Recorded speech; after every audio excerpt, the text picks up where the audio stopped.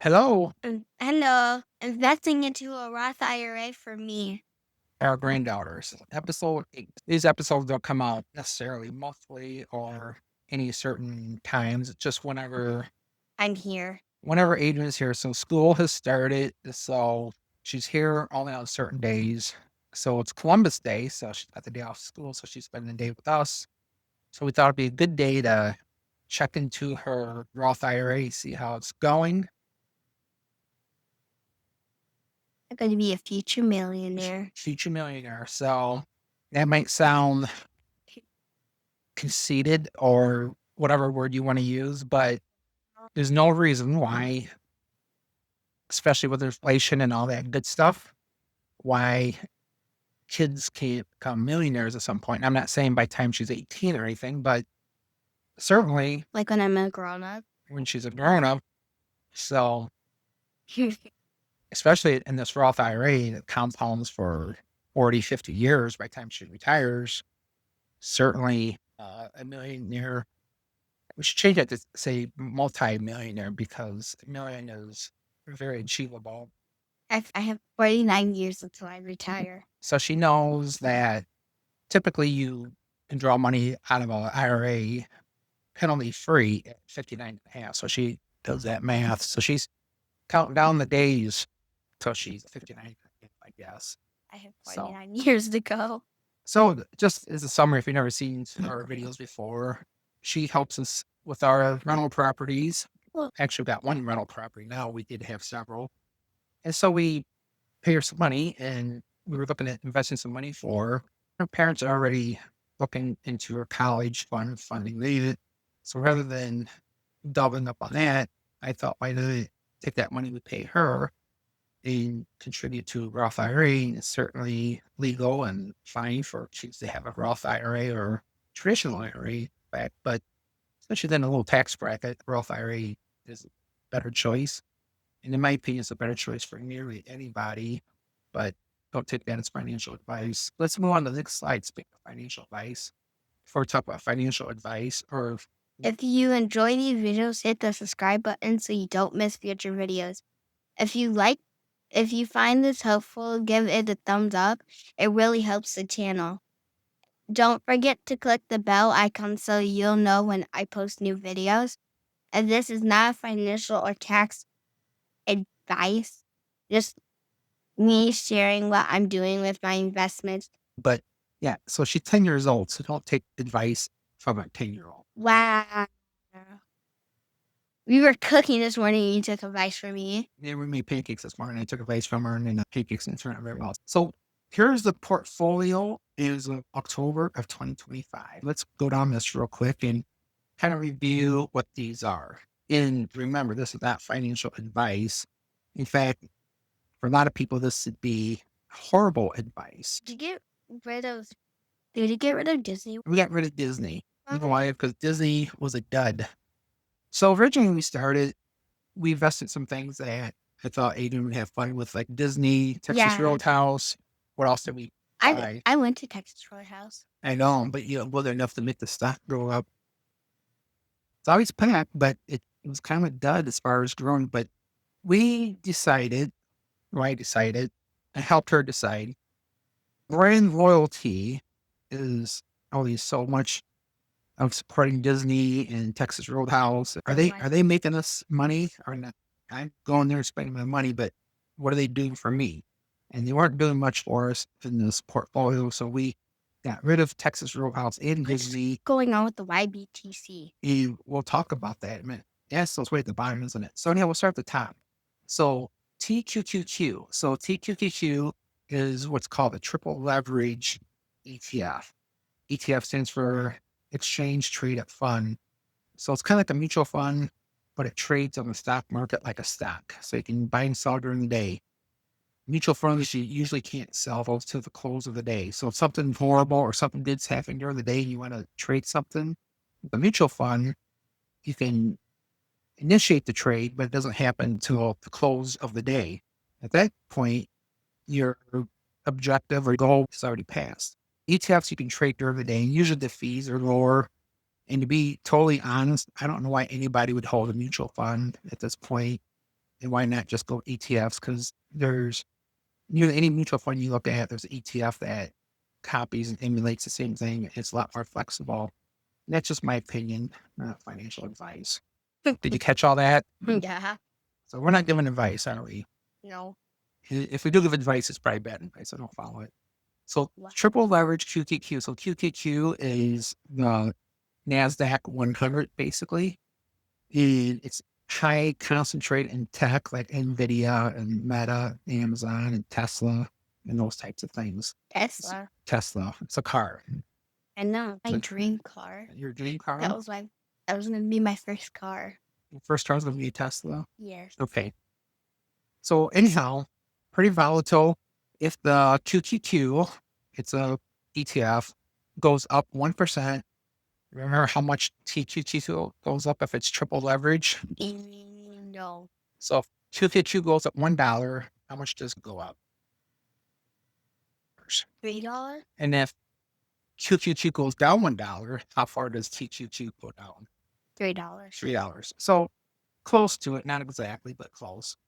So the next thing is the NVIDIA double leverage ETF. Same thing, that goes up $1. This one will go up $2. You can see that since we bought this, it's almost doubled. It's up 95%. Actually, last week it was up over 100%. With semi-regular tariff scares, it dropped down, and today the market is up a little bit. So you can see that TQQ is up almost 6%, and NVIDIA double leverage is up almost 6%. So the next thing, that MSTX, which is the double leverage ETF for strategy or micro strategy. I don't expect Adrian to totally understand everything. I try to explain some things that she can understand. The cool thing about these videos is that as she starts to understand better, she can come back and watch them, then see what we did, right? Mm-hmm. She can review them later. Wait, So- what even is this video called again? This video, investing into a Roth IRA for our granddaughter. Let's speed up a little bit. So we have in MSTX, which is double leverage, and we have UPRO, which is triple leverage S&P 500. So S&P 500, most people have heard of that. So S&P goes up 1%, UPRO goes up 3%, goes down 1%, goes down 3%, approximately. You see it's up 40% since we started this little project and put money there. I just recently sold one share of TQQQ and one share of UPRO. I'll tell you what I did with that in a minute. We have some shares of WPay, which is relatively new, pays a crazy distribution of almost 80% per year. So we bought 5 shares of that. It's a weekly paying, high yielding ETF. Then we have GOOP, which is a Curve fund. Curve is a ETF company, and they have several ETFs. One of them kind of follows Google. So it tries to do two things. It tries to grow and create income by selling covered calls on Google. Sounds complicated, everything. It does sound complicated. Does sound complicated. Yeah. So people say, well, why just not buy Google or Alphabet, which is Google? And the reason is we want some monthly income so we can buy some things as we go along, because it's boring not being able to buy anything. So then we have Alt, which is a yield max, very high yielding. Some people hate Alt, some people love it. It's a weekly paying ETF. Okay. So then back here we got AMZP, which is another curve fund. AAPY is another curve fund that follows Apple and pays a distribution. Wild is a double leverage. It focuses on 5 different stocks that have a lot of momentum. By momentum, I mean stocks that they identify as getting to be really popular and growing fast. They buy those 5 shares and they rebalance monthly. And it's also double leverage. We started out, we paid $19 for it, and it's worth $34 right now. So it's gone up 74%. So that's pretty good. And we only have $170 worth. So total, we only have $2,800 in the entire fund. That was over $3,000 4 days ago, and then it dropped down a little bit. But we started out with $2,400, so 15% total so far. That could vary a little bit because we've bought and sold some things, so those numbers are skewed a little bit. So that's what Wild is. It's been doing really well for us or for her. And then let's go to the bottom one here. YBTC is a roundhill Bitcoin weekly paying ETF. You know what Bitcoin is? No. Digital currency. So we thought it'd be fun to have a little bit of Bitcoin. Roundhill is a ETF company that it's one of my favorites. The WPay is also Roundhill. I like those. They seem to have their stuff together, in my opinion.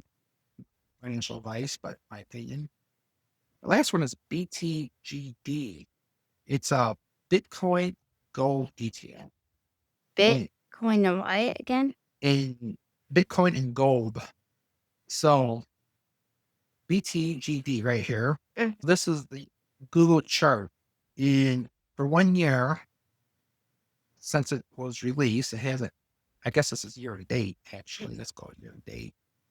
So 1 year goes back to October. So it's been about a year. So it's up 123% for 1 year. That's crazy. Now we didn't buy this a year ago. I like to watch things for a while. So what it does, it invests in gold and Bitcoin, and it's double leverage. So here's the website for it. It's the Quantify Funds. Quantify is the company that has it. And the ticker is BTGD. I guess that stands for Bitcoin and then gold. So it uses a combination. The gold is there to make it more stable, and the Bitcoin is there to make it grow. And it's double leverage. So it's different, and but we just decided to put a little bit of money into it to see how it does. And if it does really well, we might put a little more money into it and watch it grow. That's called BTGD. And it has dropped down a little bit because as soon as we bought it, there was the talk of more tariffs on that stuff. But I expect that to shoot back up and do well. That's not financial advice. It's just me speculating. So let's see what we've done for the past 30 days or so. So here we bought. Does black mean it went down? Or So green is up, red is down, and the black is just the totals. oh, So green is fun, red is not fun. So let's talk about this. I mean, this shows it's down 13%, almost 14%. This is down 13%. Looks horrible. So why keep this? Let's sell it. Well, it pays a very high weekly distribution. And even though this is dropping, the distribution makes the overall return pretty good. can we get rid of YBTC? You don't like YBTC? No, why does they went down too much. I have no green on that one. Yeah, there's no green in it. Well, let's look for a minute here. All right. Well, she's learning. Red is not good. All right. This is what we've done. We bought the BTGD. We sold UPRO and TQQQ. Then we bought the 5 shares of BTGD. We also bought 1 share of MSTX for $22. We sold. We don't have Netflix anymore. Got rid of Netflix. Yeah, we sold that because it had gone up a lot. So we cashed out. Now here we bought WPay. We bought a share of the Google. We added a share to these things, even all the way down here. And so this is kind of what we just kind of watch things and move things around a little bit when we think we should. So this is the dividends for the past 30 days. So we've gotten $38 in dividends. Or you could call this distributions, because it's not technically. You started learning dividends this year in school already. So worry about that. Adrian here wants to get rid of YBTC. But if you look here, YBTC the other day paid us almost $2 in a dividend. And you go down here with the week before, it paid us $2 in dividend. And then you go down here, it paid us $2.05 in dividend. Down here, it paid us almost $2 in dividend. So it has paid us $8 in dividends this month. $8 in dividends. So if we go back and look at this, It's all red. it shows the portfolio being down 30, but this is for almost a year. But we're getting $8 a month in dividends. So if we're getting like $100 a year in dividends and it's down $30, overall we're up $70. With that $70, look at the transactions. Here we bought a share of MSTX. And Doctor, we bought some Google, Apple, Amazon. So we're able to buy these other shares with the dividend that YBTC is paying us. Now, some people say, well, that's NAV erosion, and eventually it might go down to zero. Well, that's what we watch. You watch how far the NAV is going down compared to how the dividends are paying. And if it gets too far out of whack, we'll sell this and then find something that doesn't erode as bad. The curve funds are also covered call for monthly payers. The NAV does not deteriorate as fast, but the overall return is not as good as YBTC. You got to watch this from 5 different angles. You just can't watch the price or dividends. You got to watch everything that goes into it. So anyhow, the dividends here, the Alti is only $5 per share, I think it's worth, but we're getting $2.50 a week in dividends. There it is, again, $2.70. So once again, the NAV, the net asset value goes down, but the dividends pays really well. So it comes out to be paying like 80% yield in dividends, but the price erodes like 1% per month. The total return is good. But you got to look at the whole thing. And then we have the WPay, that's a weekly paying ETF. Wait, so is this all of this month or last month? This is for the past 30 days. So 30 days. Yeah. So from middle of this month, about the middle of last month. It's funny how that's right through the dividends out here. So you can see some of that stuff looks red, but if you added the dividends one, it would certainly be. All right. So that's basically sums it up how we're doing. Once again, we started out at 2,400 total. We got invested. We're at 2,800 and the market's going up today. So this might be 29 or 3,000 is the making of this video. Mhm. Thanks for watching, and I hope you have a wonderful day. A wonderful day and a wonderful month. We'll see you on episode 9 in a month or so. Bye. Goodbye.